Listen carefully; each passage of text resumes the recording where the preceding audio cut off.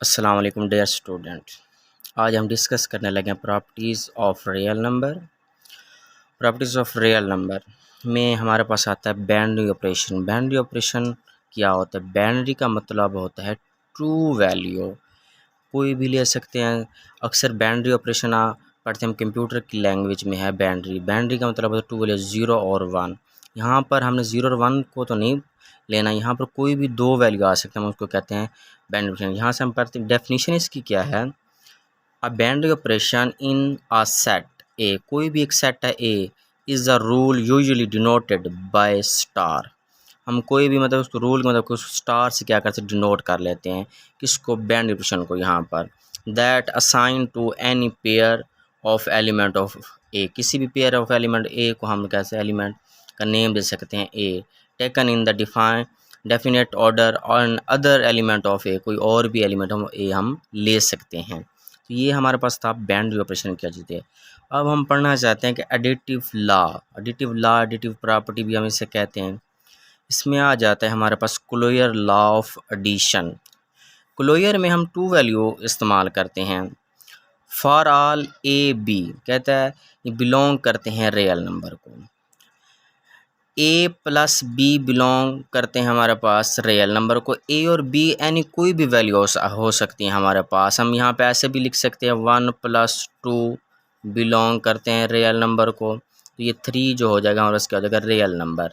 मतलब कि ए और बी कोई से भी रियल नंबर है हमारे पास, कोई भी रियल नंबर हो सकते हैं। कहते हैं कि इनको ऐड करें तो वो फिर भी वो क्या है, रियल नंबर है। तो इसे हम क्या कहते हैं, क्लियर लॉ ऑफ एडिशन। तो हम इसे क्या कहेंगे, clear law of addition. Associative law of addition, associate का मतलब होता है 3 वैल्यू। यहाँ पर for all A b c belong करते हैं रियल नंबर को। कहते हैं अगर बी और सी को फर्स्ट ऐड कर लिया जाए, उसमें फिर ए को ऐड कर लिया जाए, और इस राइट हैंड साइड पर हम ए और बी को फर्स्ट ऐड करें और एंड पे हम सी को ऐड करें, दोनों का जो आंसर आता है वो हमारे पास इक्वल होता है। जब आंसर दोनों साइड का left hand side right hand side equal आ जाए तो हम उसे कहते हैं associative law of addition. Additive identity, identity का मतलब होता है वन, कोई भी वैल्यू हो उसमें जो भी चीज़ ऐड की जाए उसमें कोई तब्दीली ना आए, वैसे का वैसे रहे, जो हम कहते हैं additive identity. For all A belong करते हैं रियल नंबर को। कहते हैं ज़ीरो ही वहद वो वैल्यू है जो जिस चीज़ में मर्ज़ी ऐड करें तो हमारे पास आंसर वैसे का वैसा रह सकता है। Such that A plus zero add करें या ज़ीरो प्लस ए ऐड करें तो आंसर हमारे पास क्या आएगा, ज़ीरो। तो हमारे पास आंसर क्या हो जाएगी, इससे हम क्या कहते हैं, एडिटिव आइडेंटिटी। नेक्स्ट हमारे पास एडिटिव इनवर्स। इनवर्स का मतलब होता है फर्स्ट अगर पॉजिटिव वैल्यू है तो सेकंड आप नेगेटिव ले लें, अगर फर्स्ट नेगेटिव है तो सेकंड आप पॉजिटिव ले लें, तो उसे कहते हैं additive inverse. For all A belong करते हैं हमारे पास रियल नंबर को। फर्स्ट ए जो है हमारे पास ये पॉजिटिव है, तो हम अब जो नेक्स्ट वैल्यू लेंगे हम नेगेटिव ए लेंगे। ए में नेगेटिव ए को हम ऐड करें तो हमारे पास आंसर ज़ीरो, नेगेटिव ए में ए को ऐड करें फिर भी आंसर हमारे पास ज़ीरो, तो इसे कहते हैं additive inverse. Commutative law for addition. Commutative का मतलब भी हमारे पास क्या होता है, टू वैल्यू, जिसे हम कानून मुबादला भी आम उर्दू में कहते हैं। For all A B belong करते हैं हमारे पास रियल नंबर को। ए में बी ऐड कर दें या बी में ए ऐड कर दें तो दोनों का आंसर क्या होता है, हमारे पास इक्वल आता है, left hand side and right hand side. तो ये हमारे पास क्या आती है, additive law of additive law आती है हमारे पास, एडिटिव प्रॉपर्टीज़ थी। अब हम इस तरीके से मल्टीप्लिकेटिव लॉ पढ़ते हैं। मल्टीप्लिकेटिव प्रॉपर्टीज़ क्या होती है हमारे पास, सेम जैसे हम लोगों ने ये डिस्कस किए हैं, तो सेम ही मल्टीप्लिकेटिव प्रॉपर्टीज़ हैं। उनमें हम सिर्फ साइन कौन सा पुट करते हैं, मल्टीप्लिकेटिव का। देखते हैं मल्टीप्लिकेटिव लॉ क्या होते हैं हमारे पास। Clear law of multiplication, first हमने पढ़ा additive, clear law of addition, अब हम पढ़ने लगे मल्टीप्लिकेशन। कहते हैं for all A B belong करते हैं रियल नंबर को। ए और बी को मल्टीप्लाई करें तो फिर भी जो आंसर है वो बिलोंग करेगा रियल नंबर को, फिर भी हमारे पास जो आंसर हो क्या होगा, वो रियल नंबर ही होगा। सेकंड हमारे पास इस तरीके से आ जाती है एसोसिएटिव प्रॉपर्टी। एसोसिएटिव प्रॉपर्टी क्या होती है, associative law for multiplication. For all A b c belong करते हैं रियल नंबर को। इसी तरीके फर्स्ट हमने पढ़ा कि एडिटिव लॉ में हम इसको बी और सी को ऐड करें और थर्ड हमने ए को बाद में ऐड करें तो आंसर हमारे पास सेम होता है, राइट हैंड साइड लेफ्ट। इसी के आप मल्टीप्लाई करें तो दोनों साइडों का आंसर हमारे पास क्या आएगा, सेम ही आएगा। इसी तरीके से मल्टीप्लिकेटिव आइडेंटिटी है, कोई भी चीज़ हम उसमें मल्टीप्लाई करें तो आंसर हमारे पास वैसे का वैसा रहे। वहाँ पर हम ऐड करना था तो हम 0 ऐड होता था, मल्टीप्लाई करें हम कोई भी वैल्यू हम 1 से मल्टीप्लाई करें तो सेम वही रह जाती है। तो यहाँ पर फॉर ऑल ए बिलोंग करता है रियल नंबर को, जो 1 ही वह वो वैल्यू है जो किसी भी वैल्यू के साथ मल्टीप्लाई करें तो वैल्यू वैसी की वैसी सेम रह जाती है। सच दैट ए को मल्टीप्लाई करें 1 के साथ तो हमारे पास ए आएगा, 1 को मल्टीप्लाई करें एक साथ फिर भी हमारे पास ए आएगा। हम इसे क्या कहते हैं, मल्टीप्लिकेटिव आइडेंटिटी। अब है मल्टीप्लिकेटिव इन्वर्स। मल्टीप्लिकेटिव इन्वर्स क्या होता है, हमारे फॉर ऑल ए बिलोंग करता है हमारे पास रियल नंबर को। यहाँ पे कंडीशन दी गई है कि जो ए हो वो 0 के इक्वल नहीं हो सकता। अगर हम मल्टीप्लिकेटिव इन्वर्स लें तो ए जो है वो 0 के इक्वल नहीं होगा। अब हम ए या फर्स्ट होगा तो इसके ऊपर इन्वर्स लेंगे -1। सच दैट ए है तो नेगेटिव इन्वर्स इसका क्या लेंगे, मल्टीप्लाई करेंगे हम इसके साथ नेगेटिव, मतलब ए के इन्वर्स। ए इन्वर्स क्या होगा, हम फर्स्ट ए लें, सेकंड मल्टीप्लाई कर दें 1/a के साथ, तो हम ए को ऐसे कैंसिल करते हैं, हमारे पास आंसर क्या आ जाएगा 1। मल्टीप्लाई इन्वर्स का हमें आंसर क्या आना चाहिए 1 आना चाहिए। तो हमारे इस तरीके से हम क्या लेते हैं 1 लेते हैं। Commutative law of multiplication, for all A B belong करते हैं रियल नंबर को, A multiply B equal B multiply, दोनों का आंसर क्या आएगा हमारे पास सेम ही आएगा। तो हम क्या कहते हैं कम्यूटेटिव लॉ ऑफ मल्टीप्लिकेशन। ये हमारे पास थी कम्यूटेटिव लॉ ऑफ मल्टीप्लिकेशन। ये तो हमारे पास सिंपल सी आम सी प्रॉपर्टीज जो हम हर जगह पे यूज़ करते रहते इस्तेमाल करते रहते हैं। इसी के कुछ इंपॉर्टेंट एग्जांपल्स भी हैं जो हमारे पेपर में आ जाती हैं, तो वो भी हम थोड़ी सी डिस्कस कर लेते हैं। एग्जांपल नंबर हमारे पास 6 है यहाँ पर दी हुई कि a/b इक्वल c/d। कहते हैं ये दो हमारे पास वैल्यू दी गई हैं। कहते हैं अगर इनको हम सिंपली मतलब सॉल्व करें तो जो आंसर आता है AD इक्वल होता है BC के। तो अब कहते हैं इसको सॉल्व करते हैं principle for equality of the fraction. हम इक्वल प्रिंसिपल को यूज़ करेंगे, इक्वलिटी ऑफ फ्रैक्शन को यूज़ करते हैं। हम इनको क्या करेंगे साबित करेंगे, ये दोनों को सॉल्व करें, ये आंसर जो है हमारे पास AD इक्वल हमारे पास BC के। तो हम इसको सॉल्व कर लेते हैं। यहाँ से सोल्यूशन है इसका A/B इक्वल C/D। हमने इसको एक रूल के मुताबिक सॉल्व करना है, principle for equality of the fraction के मुताबिक। तो अब इससे जो कानून हमें कहता है उसमें ये होता है कि हमें क्या चाहिए, यहाँ पर AD चाहिए और इक्वल B और C चाहिए। तो हम दोनों का अगर LCM लें A, तो इधर B है इधर D है, LCM हमारे पास क्या है BD। हम दोनों वैल्यू के साथ क्या करते हैं, लेफ्ट हैंड साइड भी मल्टीप्लाई कर देते हैं, राइट हैंड साइड भी मल्टीप्लाई कर देते हैं। यहाँ से हम A के साथ 1 मल्टीप्लाई करते हैं, यहाँ पे C के साथ हम 1 मल्टीप्लाई करते हैं। यहाँ से हम ऐसा करते हैं कि हम 1/b को यहाँ से मतलब अलग कर लेते हैं और साथ b के साथ मल्टीप्लाई करते हैं। यहाँ से 1/d को अलग करते हैं और bd के साथ क्या करते हैं हम लोग मल्टीप्लाई कर देते हैं।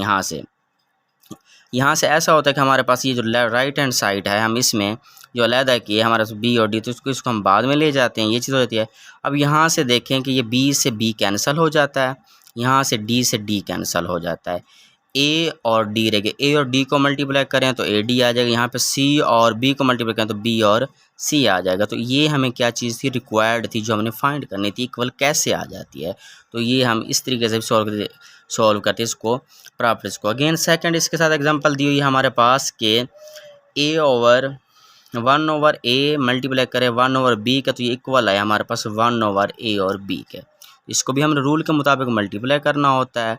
हमारे पास कैसे मतलब इस तरीके से आता है। अब हमारे पास ये हमारे पास रूल दिया गया, मतलब प्रॉपर्टीज दी गई है, तो हम इसको यूज़ करते हैं। यहाँ से वह हमारे पास है 1/B मल्टीप्लाई 1/D हमारे पास प्रॉपर्टी। ये अगेन मतलब ये अब हम फर्स्ट प्रॉपर्टी को यूज़ करें। अगेन कहते हैं AD को आप BC के इक्वल करना चाहते हैं, तो एक और तरीके से हम सॉल्व कर सकते हैं। तो यहाँ पे AD मल्टीप्लाई करें 1/B डॉट 1/D के साथ, तो यहाँ से ये कैंसिल भी हो सकती हैं। कहता है यहाँ से आप क्या करें BC के साथ हम इसको मतलब कि मल्टीप्लाई करें तो 1/B और 1/D, ये हमारे पास वैल्यू। यहाँ से आप देखें कि ये हमारे पास हम क्या आ जाएगा AD/BD, यहाँ से BC/BD, ये चीज़ बन सकती है। तो अब यहाँ से हम क्या करते हैं कि इधर से हम जो कॉमन लेना चाहते हैं, हम A को कॉमन लेते हैं और 1 और B को अलग कर लेते हैं, D को 1 और D से अलग करते हैं। यहाँ से D से D क्या हो जाता है हमारे पास कैंसिल हो जाता है, राइट हैंड साइड में हमारे पास B से B कैंसिल हो जाता है, तो C/D हमारे पास क्या आ जाता है रह जाता है। तो यहाँ से हमारे पास आ जाता है A/B और इक्वल C/D। तो ये हमारे पास भी इस अगेन से फर्स्ट एग्जांपल का हमारे पास ये अगेन एक और तरीका भी है जिसको हम सॉल्व कर सकते हैं, ले सकते हैं। अब सेकंड हम प्रॉपर्टी का मतलब एग्जांपल को इस्तेमाल कर रहे थे 1/A हम लोग और मल्टीप्लाई हो रहा था 1 ओवर बी के साथ, ये इक्वल होता है 1 ओवर ए और बी के साथ। इसको साबित करें कैसे हमारे पास ये इक्वल आ सकता है। तो यहाँ से हम लेते हैं, हमारे पास इसका भी एलसीएम लें तो हमारे पास क्या आएगा, ए और बी आएगा। एलसीएम हमारे पास होता है तो हमने ए और बी को इनके साथ मल्टीप्लाई कर देना है। हमने ए और 1 ओवर ए को अलहदा कर देना, मल्टीप्लाई बी और 1 और बी को अलहदा कर लेना है। यहाँ से हमारे पास ऐसा होगा कि ए से ए कैंसिल हो जाएगा, बी से बी कैंसिल। यहाँ भी 1.1 को 1 से मल्टीप्लाई तो 1 हमारे पास आ जाता है। Those a b and 1 over a b and 1 over b are the multiplicative inverse of each other. इससे हम कह सकते हैं मल्टीपल इनवर्स हैं ईच अदर, एक दूसरे के।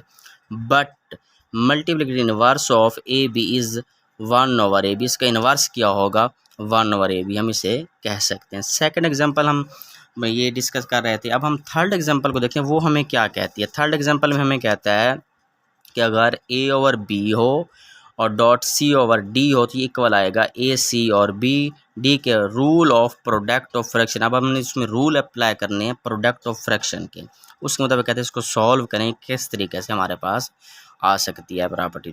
हमारे पास ए ओवर बी है डॉट सी ओवर डी है। अब यहाँ से हम इसको क्या करते हैं कि ए को अलहदा करते हैं, 1 ओवर बी ले लेते हैं यहाँ से, और यहाँ से हम सी को अलहदा करके 1 ओवर डी ले लेते हैं।